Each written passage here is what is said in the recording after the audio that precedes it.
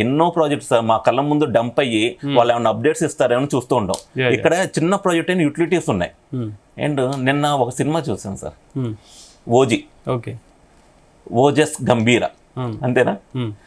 అక్కడ ప్రకాష్ రాజ్ గారు ఒక మాట చెబుతారు, దానికోసం ఏమంటే గోల్డ్ అయినా తీసుకో మా మనిషిని వదిలేని చెబుతారు. ఓజీ ఆ మాటిని సపోర్ట్ చేస్తాడు ప్రకాష్ రాజ్కి. ఒక క్రిప్టో ప్రాజెక్ట్ కూడా సక్సెస్ అవ్వాలంటే అలాంటి ఓజీస్ కావాలి. ఓకే, అసలు ఓజీ అనే పదం మా క్రిప్టోలో బాగా ఫేమస్. బిట్ కాయిన్లో ఓజీ అంటారు యాక్చువల్గా. ఈ పవన్ కళ్యాణ్ గారి సినిమా పేరెనంగా నా ఫస్ట్ స్ట్రైక్ అయింది ఏంటంటే, మేము ఎప్పుడైనా ఈవెంట్లు జరిగినప్పుడు క్రిప్టో ఈవెంట్లు, మేము సింగపూర్ కానీ ఇక్కడికి వెళ్ళినప్పుడు దుబాయ్ కానీ ఓజీస్ అని పిలుస్తారు మళ్ళీ స్టేజ్ మీద. ఏంటి ఓజీస్ అంటే, బిట్ కాయిన్ ఒక్కోసారి $1,00,000 నుంచి $30,000 పడిపోయింది అనుకోండి, చాలా మంది భయపడి అమ్మేస్తారు. వీళ్ళు ఇంకా కొనుక్కుంటారు. ఓజీస్. సో ఓజస్ గంభీర అంటే ఆ కాన్సెప్ట్ ఏం నచ్చింది. తన లైఫ్ని డెడికేట్ చేశారు సార్ సినిమాలో.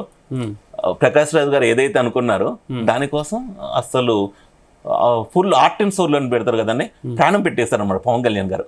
ఒక క్రిప్టో ప్రాజెక్ట్ సక్సెస్ అవ్వన్నా అలాంటి ఓజీస్ ఉంటే, ఎంతమంది ఓజీస్ ఉంటే ఆ ప్రాజెక్ట్ అంత సక్సెస్ అయింది. ఇంకా సింపుల్గా చెప్పాలంటే, మళ్ళీ ఒకటండి మోటివేట్ చేస్తున్నాను కాకుండా, ఒక అద్భుతాలు చూడాలంటే ఇనీషియల్ ప్రాజెక్టు మంచిగా ఉన్న ప్రాజెక్టులో చేయడంలో తప్పేం లేదు.